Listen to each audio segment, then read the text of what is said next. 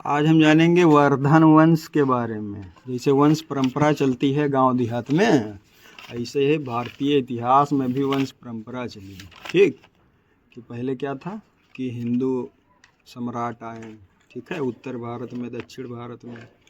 प्राचीन इतिहास के अंतर्गत इनका अध्ययन किया जाता है। और इसके बाद फिर क्या होता है, मध्यकालीन इतिहास में 570 से मध्यकालीन इतिहास की शुरुआत मानी जाती है। लगभग कक्षा 7 की यूपी बोर्ड की हिंदी मीडियम की सामाजिक विज्ञान की जो किताब है, इतिहास और नागरिक शास्त्र करके, ठीक है, तो वहाँ कहानी भारत में इस्लाम के आगमन से शुरू होती है, ठीक है। और इसके बाद फिर आधुनिक इतिहास आ जाता है अंग्रेजों के आने के आसपास, ठीक है। 1700। तो मध्यकालीन इतिहास के बारे में नहीं जानना है, हमें जानना है प्राचीन इतिहास में एक राजा था, उसका नाम था हर्षवर्धन। क्या नाम था? हर्षवर्धन। क्या नाम था? हर्षवर्धन, ठीक है। तो हर्षवर्धन के पिताजी का नाम था प्रभाकर वर्धन। यानी हमको जानना है किसके बारे में?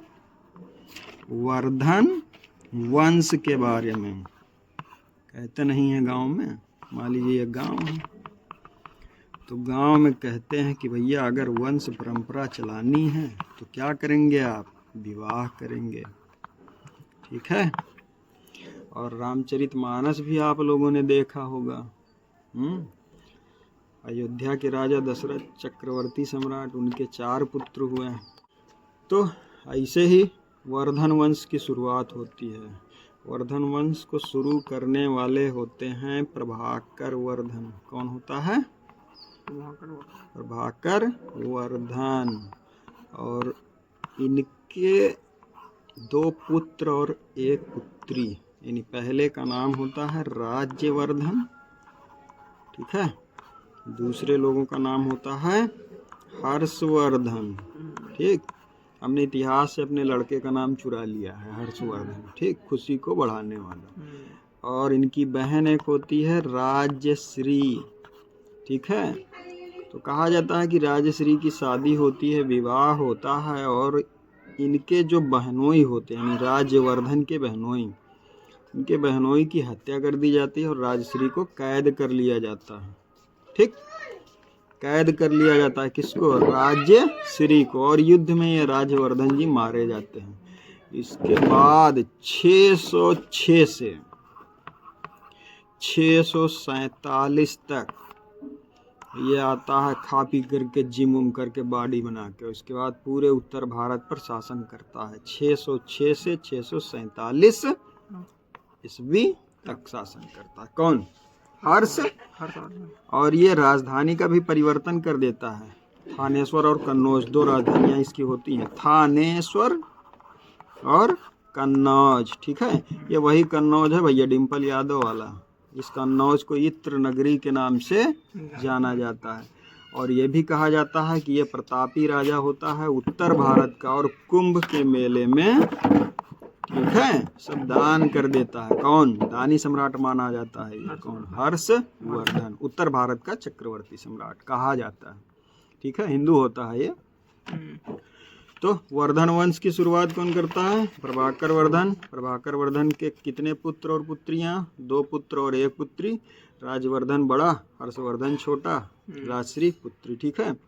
लिखने पढ़ने का भी इनका शौक होता है, बाणभट्ट दरबारी कवि होते हैं। और 3 रचनाएं इनकी बहुत ही प्रसिद्ध हैं, जिसको आपको खोजना है किसकी सहायता से? गूगल बाबा की सहायता से, ठीक। गुलमंजन नहीं, गूगल, ठीक है, या चैट जीपीटी एक आ गया है, चैट जीपीटी, डीप सीक, हाँ, और एक दूसरा है विकिपीडिया, उससे भी आप ले सकते हैं कुछ ना कुछ। तो कुंभ के मेले में ये सब कुछ दान कर देते हैं। राजधानी 2 होती है, थानेश्वर और कन्नौज। कन्नौज को किस नाम से जाना जाता है? इत्र नगरी के नाम से जाना जाता है, ठीक है। वास्तव में इत्र विभिन्न प्रकार के प्राकृतिक पुष्पों की सहायता से इत्र का निर्माण, और ये जो परफ्यूम है इसमें केमिकल डाले जाते हैं। क्या डाले जाते हैं? केमिकल डाले जाते हैं। तो इत्र और परफ्यूम में अंतर है। अब शादी विवाह में लोग कोबरा डालेंगे, अब किसी को पसंद है, किसी को नहीं पसंद है। तो ये छोटी सी कहानी हो गई। और इसके बारे में एक और चीज़ कहा जाता है कि हर्षवर्धन का युद्ध होता है दक्षिण भारत में पुलकेशियन द्वितीय से। पुलकेशियन द्वितीय से युद्ध होता है, तब हर्षवर्धन हर्ष नहीं रह जाते। कुछ कुछ किताबों में लिखा है, मतलब ये कि हर्ष का मतलब क्या होता है? खुशी। वर्धन मतलब बढ़ाने वाला, खुशी को बढ़ाने वाला। यानी पुलकेशियन द्वितीय के युद्ध के बाद हर्ष नहीं रह जाते, अर्थात हर्ष के अंदर आनंद की समाप्ति हो जाती है। कुछ इतिहासकार कहते हैं, कुछ किताबें कहते हैं कि यह युद्ध बहुत ही अनिर्णायक होता है। क्या होता है? अनिर्णायक होता है। ठीक है, क्या होता है? अनिर्णायक। अब एक छोटी सी कहानी में देखो यार, वंश परंपरा को चलाने के लिए विवाह आवश्यक है, ठीक।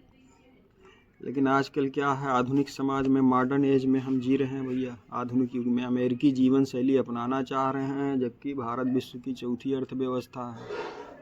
और सत्यता ये है कि भारत गाँवों का देश है और गाँव के गरीब लोगों का देश है, ठीक है। बहुत से लोगों को बहुत सारी मूलभूत आवश्यकताओं की पूर्ति भी नहीं हो पाती है। लेकिन समाज में एक परंपरा है कि भैया विवाह आवश्यक है। खैर अब इस पे धीरे धीरे लगाम लग रहा है। लोग कह रहे हैं कि विवाह जीवन का एक हिस्सा है, पूरा जीवन नहीं है। लेकिन बच्चों को वैधता प्रदान करने के लिए जो भारतीय सभ्यता संस्कृति है, वो विवाह को आवश्यक मानती है। यह सोशियोलॉजी का एक छोटा सा पार्ट है, ठीक है। कुंभ प्रति चौथे वर्ष 4 वर्ष के बाद, ठीक। अब वर्धन वंश की शुरुआत करने वाला कौन? प्रभाकर वर्धन। कब से कब तक? 606 से 647 तक शासन किसका रहा? हर्षवर्धन का शासन रहा। इससे पहले ही वर्धन वंश की शुरुआत हो जाती है, ठीक है। अब हर्षवर्धन के कितने भाई? 2 भाई। हर्षवर्धन को लेकर के राजवर्धन और बहन राजश्री। राजधानियाँ कौन कौन सी? थानेश्वर और कन्नौज। कन्नौज को किस नाम से? इत्र नगरी के नाम से। हर्षवर्धन का अनिर्णायक युद्ध किसके साथ हुआ? तो पुलकेशियन द्वितीय के साथ हुआ। हर्षवर्धन उत्तर भारत या दक्षिण भारत किस दिशा के चक्रवर्ती हिंदू सम्राट माने जाते हैं? तो उत्तर भारत के माने जाते हैं, ठीक है। ये हो गया छोटी सी कहानी।